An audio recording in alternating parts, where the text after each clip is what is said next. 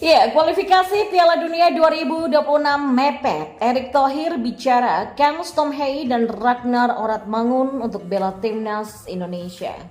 Di informasi bola selanjutnya, pelatih baru Filipina remehkan timnas Indonesia, cuma menganggap Irak dan Vietnam saja.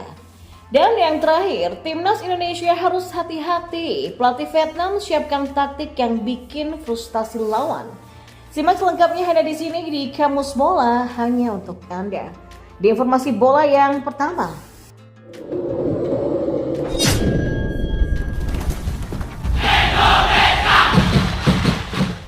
Ya, Ketua Umum PSSI Erick Thohir bicara tentang kans dua calon pemain naturalisasi Tom Hei dan Ragnar Oratmangun untuk memperkuat timnas Indonesia di lanjutan kualifikasi Piala Dunia 2026 zona Asia.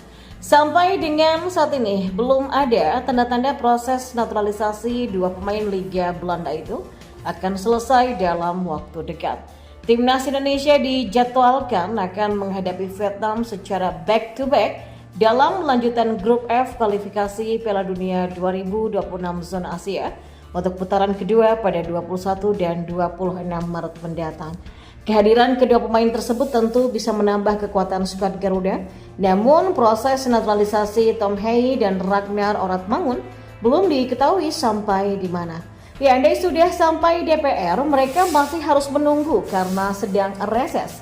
Sementara deadline pendaftaran pemain untuk kelanjutan kualifikasi Piala Dunia 2026 zona Asia adalah pada 15 Maret 2024. Ini terbilang mepet karena proses naturalisasi masih ada beberapa tahapan lagi setelah dari DPR. Erick Thohir sendiri mengatakan hadirnya Oratmangun dan Hei tentu saja bisa menambah kekuatan timnas Indonesia.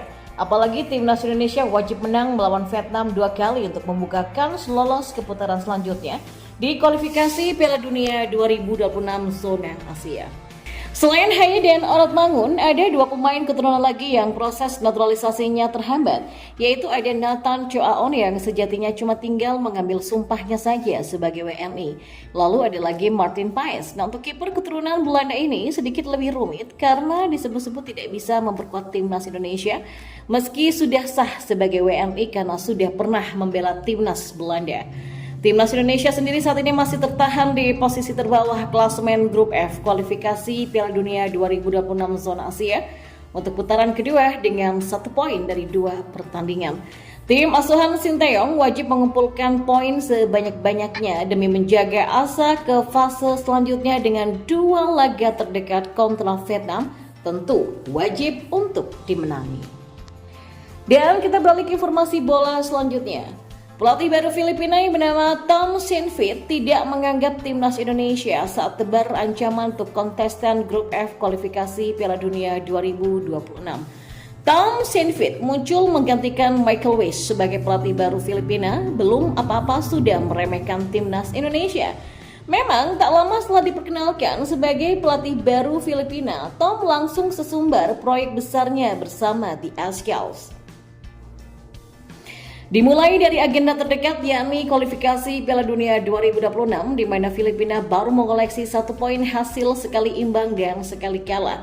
Filipina lebih dulu dikalahkan Vietnam dengan skor tipis 0-1 sebelum imbang melawan tim Indonesia di markas sendiri dengan skor 1-1. Torehan itu pun membuat Filipina duduk di peringkat ketiga klasemen sementara grup F Piala Dunia 2026 dengan koleksi 1 poin. Berstatus sebagai mantan pelatih Gambia di Piala Afrika 2023, Tom Sinfit sesumbar menatap laga lanjutan kualifikasi Piala Dunia 2026 tanpa memandang timnas Indonesia.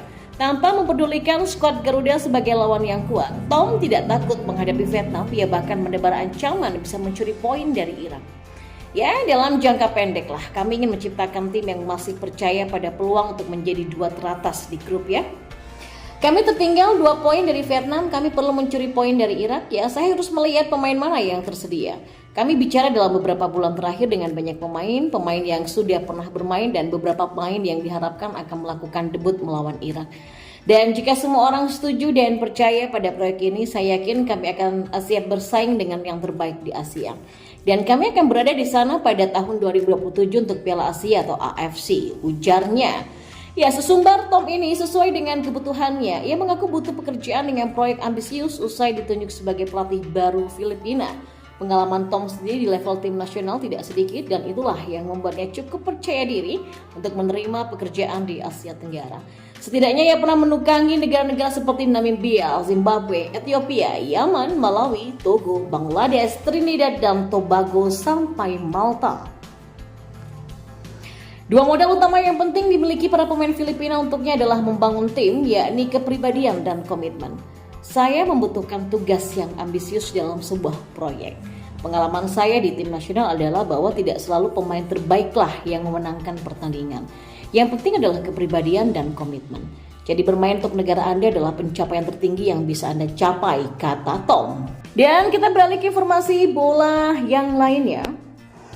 Ya, timnas Indonesia harus hati-hati ketika bentrok dengan Vietnam pada bulan depan. Pasalnya pelatih timnas Vietnam, Philippe Troussier, berjanji akan menyiapkan taktik yang bikin frustasi lawan. Indonesia versus Vietnam akan dua kali bertemu pada lanjutan putaran kedua kualifikasi Piala Dunia 2026 zona Asia.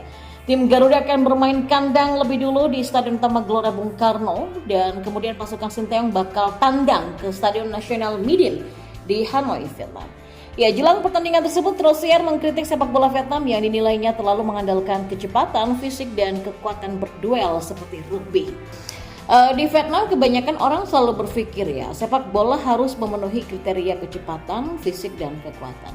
Tapi itu lebih seperti rugby atau judo, kata pelatih asal Prancis itu. Ya memang benar, dalam sepak bola terjadi perselisihan dan konfrontasi di lapangan. Tapi hal terbaik yang harus dilakukan dalam sebuah pertandingan adalah membatasi dan menghindari konfrontasi, ujarnya.